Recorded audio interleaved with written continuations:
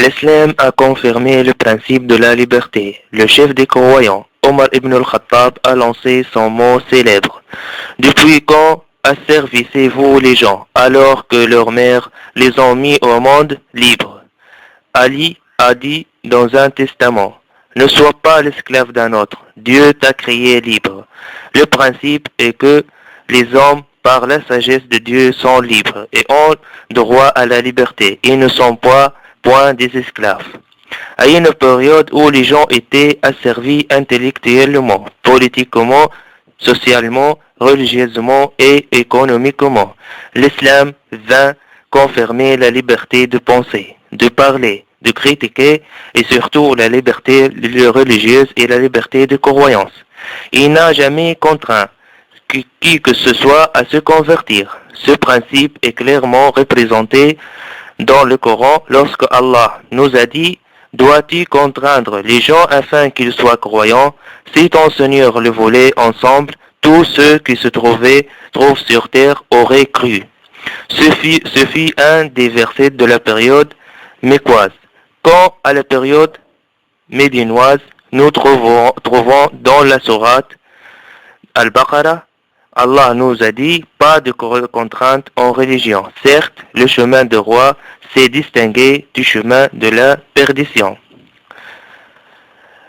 Voici la raison occasionnelle de la révélation de ce verset. Avant l'islam, quand une femme des tribus de Médine, les Aws et les Khazraj, tardait à avoir un garçon, elle faisait un serment solennel que si elle en mettait un au monde, elle en ferait un juif. Lorsque l'islam entra à Médine et que ses habitants se furent convertis, quelques pères voulurent faire abjurer leurs fils pour en faire des musulmans.